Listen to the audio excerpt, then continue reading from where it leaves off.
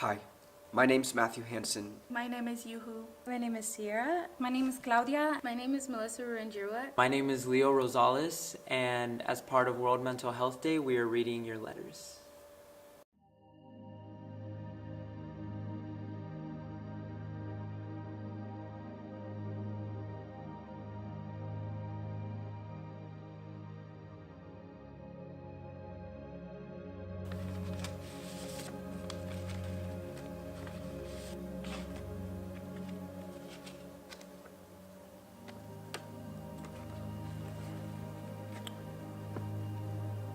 To the outside world, I had the perfect life. I was able to go on vacations all the time to exotic places, especially the beach. The beach was the only place I felt truly happy. Because when I looked out over the water, there was just nothing. Water for as far as I could see. No one to judge me, to break me down. No one to tell me how worthless I was. All the smiling faces that were killing me inside were nowhere to be seen. No one to hold me back. I was free. Free to just be me. To be crazy when I wanted to be crazy. To laugh when I wanted to laugh. And to cry when I wanted to cry. There was no one to see me in my weakness. No one to tell me how men don't cry. I didn't have to put on a mask to hide the real me. Yet the longer I stayed at the beach, being me, the closer the tide came. Slowly, little by little, the ocean began to wash away my dreams. All my hopes about finding something better began to drift away, caught in a current of others' expectations. The water began to get deeper and deeper beneath my feet until it had covered my legs. The beach was no longer my safe haven, but instead became my battleground. For when I looked behind me, reality sunk in, and I saw the faces of hundreds of other people farther up on the beach. There were my parents, my teachers, my classmates, all staring at me. Each one had a different expectation of me, and I had to fulfill each person's idealism of me. When you saw me out in the water, you mistook my tears for the waves splashing around me. And when I raised my hand to reach out for help, you mistook me as waving. You thought I was sending you a sign of how wonderful everything was, when in reality, I was drowning. Silently and slowly, you watched me drown, and you never even knew it. Didn't you hear my cry for help? Didn't you care that I was drowning? You knew that I could swim, so you believed that I would survive. And I did for a while. I learned all too well how to swim and how to survive. But I could only swim for so long. I could only wave for so long. I couldn't survive forever. So I drowned. I drowned in other people's dreams for me. I drowned in the high expectations of me. I drowned while you smiled at me and waved.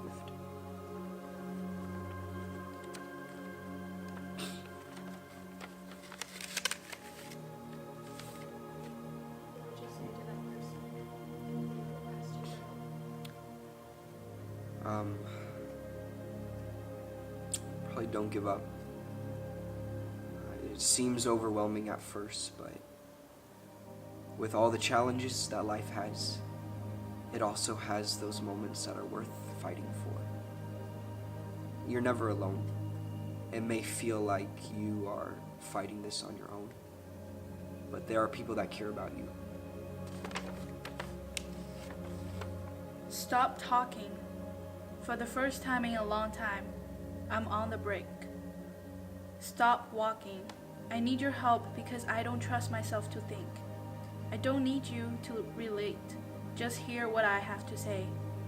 Chances are you've been through something similar, but that's just not what I need to hear today.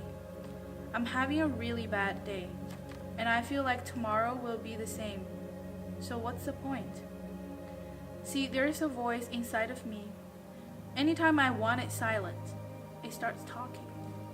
You're not good enough. Your friends don't really love you. God must have made you with the wrong stuff. That's why your father left you. This is my reality. How much longer can I fight against these principalities? Satan has been hitting me with great force and a strategy. I need help. Somebody call the cavalry. That's why Jesus went to Calvary. I'm only 18, but I've been through some things. The only permanent one through it all has been Christ the King. For the moments when it hurts to sing, when all I want to hear is when freedom rings. So today, I've brought it up. Don't say anything. No advice. Don't walk away. Just listen up.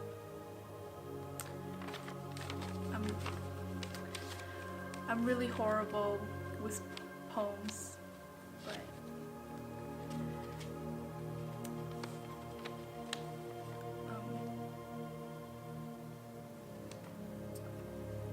in this one it says, there is a voice inside of me. Anytime I want it silent, it starts talking.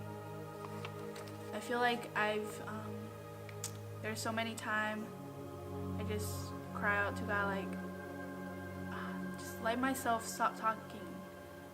I just want to hear your voice, because I know that's the only voice that's actually useful, that's actually gonna bring me hope. And then everything that I talk to myself, it's kind of bringing myself down, because I don't know anything.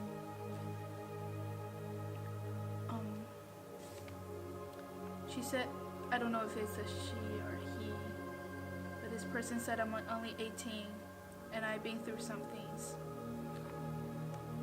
I don't like when some of the adults say stuff like, well, you're so young, you don't know anything. But deep inside everybody, no matter how old are you, there's stuff you're going through. So to this person, I want to say, even though sometimes we look pretty happy outside, but inside everybody's going through something. So be kind to yourself and be kind to other people. And believe God is coming and God loves you. And He brings hope. Just keep your eyes upon, and always fix your eyes. Fix your eyes to look at Him. The story is hard to put into words. To explain why I felt a certain way, or even explain how I feel, sometimes it's nearly impossible. When I was 15, I was hurt. Some Adventists, well-meaning or not, had twisted my view of God and incriminated me into thinking that the idea that God would not allow me into heaven unless I was perfect. Truth and fallacy mixed together, and it's the hardest to unwind. They said things to me that weren't true because they were adults and the leaders of my life, and I believed them. My parents would later pull me from these people's influence, but their lies remained in my head.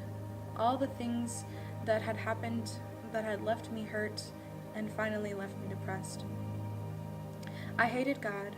I hated myself for not being what I thought I must be for the God that loved me. The summer that I turned 17, I worked at a summer camp. I had many talks with the director's wife, and she was sent from God, and she helped fix some of what was broken in my understanding of God's character. It was a bummer, a blessing. It was a bumper, a blessing, and it helped me get through to the next year. My mom had several conversations with me trying to convince me to go to a therapist, but I wouldn't go. In my mind, and from what I had been taught, if I just had enough faith, God would save me from my own head. If I admitted that I needed help, and if I wanted a therapist, I felt like I would be giving up on my faith. At 17, my parents convinced me to come to SWAU. I'm sure they thought the change would help me, but my depression just worsened. I hated myself. I just wanted to die. I can say this with full certainty that the only reason I lived is because I knew that if I died, it would hurt my family. As much as I hated myself, I loved my family, and I knew I couldn't do that to them. There was no aha moment. There was no moment that I could look back and say that I wasn't depressed anymore. But there are people that I can say God worked through to heal me. My best friend's mother, the director's wife, my parents, some of my friends, people who held me when I cried and told me that my life was worth living. I was blessed because I was loved and cared for, and they were willing to work through my stubborn nature. They showed me God's character and how to heal, but that healing took nearly 4 years to get to where I felt like I was myself again. It took that much time to understand it took me that much time to understand that me being depressed wasn't a sin. If there's anyone that can learn through this and that it's going to help, I want them to know that God has not given up on them. Mental illness in the church is not always talked about, and it's a stigma, and there's a stigma attached to it that they should just go to God as their only help. If you're depressed, talk to someone and get the help that you need. You don't have to be alone, and it's okay. You're not betraying your faith by receiving outside aid. God works through many wondrous paths in different ways.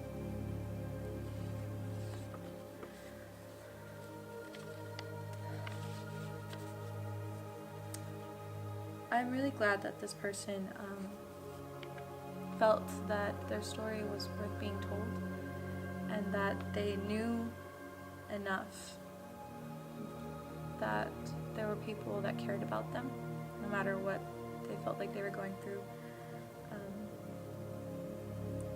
I'm sorry that they had to feel that, that everything was so awful that they felt that they didn't want to stay. And I'm glad that they did. And I'm glad that they got the right help. The bummer is that sometimes we have to go through things like this in life so that we can come out on the other side to pull people through. And this person is definitely somebody that can pull someone else through whatever they're going through.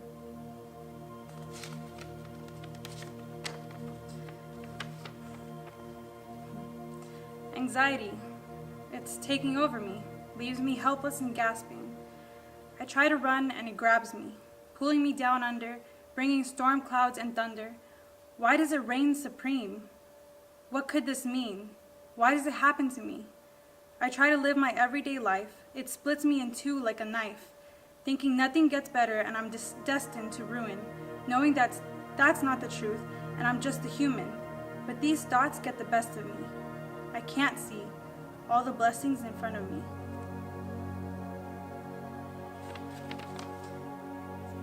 I kind of like what it says because it's talking about anxiety, and sometimes that blinds us to the good that is happening in our life.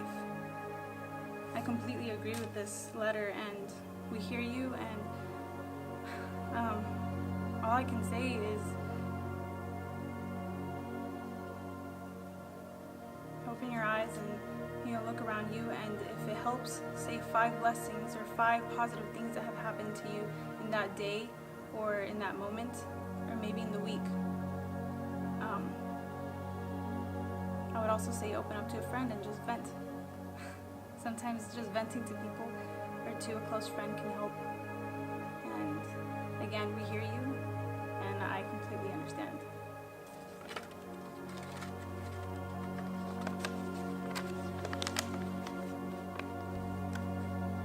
Weakness. I am weak. So many things going on and I am crumbling under the weight of the many burdens I am attempting to carry. There have been good moments, but now the good doesn't outweigh the bad, and I am struggling to keep up the positive outlook on life, fighting so hard that only a surprising few have seen past the many cracks in my facade of happiness. It is what it is, and I might as well admit it to myself, because I can no longer convince me that I am okay.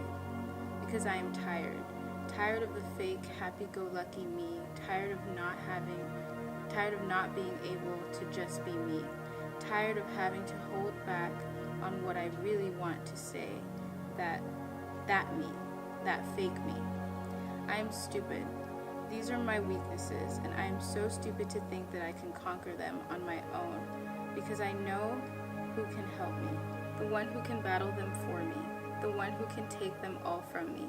In my shame, I must confess, I haven't connected with him as much as I should. I lie, telling myself I will when I won't. Then I'll try, but I don't. That I'll try, but I don't. I've given up on pretty much everything. It seems as though I can't do anything. Can't have one day to just sit in his presence. Can't just feel him envelop me with his love. He can fix me. I am broken, but he can put me back together. I know this because he said so. In his love letter to me, the only one I've ever gotten, that his strength is made perfect in my weakness.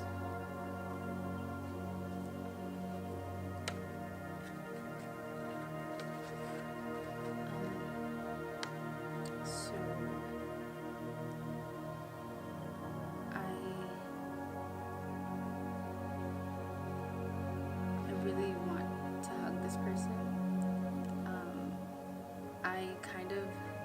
I freaked out a little bit when I was reading it because it felt like I had heard this before, or like I had written it, and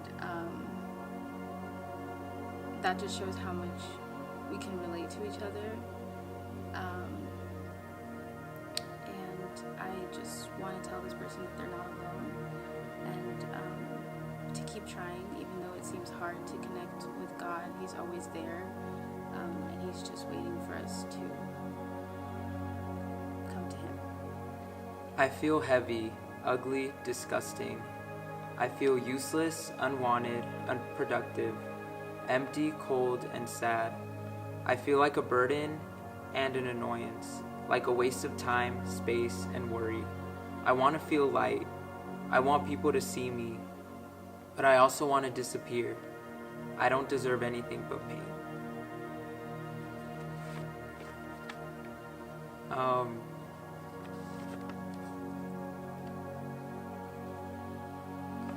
So to this person, I want to say that I know exactly how you feel. Maybe not every word here, I feel it, but I can relate to a lot of these words that are in here. Sometimes I feel pretty ugly, sometimes I feel pretty disgusting, and sometimes I feel pretty empty, cold, and sad. And I just want to let them know that they're not alone in the pain that they're going through, that whatever they may be going through, there's always someone that they can talk to.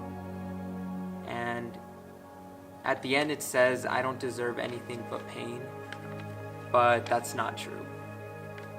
You deserve so much better. You deserve so many blessings, and you have many blessings in your life. Except sometimes life sucks, you know, and it kind of blinds all your blessings, and you feel like you can't see the light at the end of the tunnel, but you deserve so much more. And even though you might not feel it, you are loved, and you're not a waste of space or a burden on anyone, because you have friends and you have people that love you and that would miss you if anything were to ever happen to you. So I just want to tell you that you should love yourself because you are loved, and to not talk so badly about yourself because you're special and God made you that way.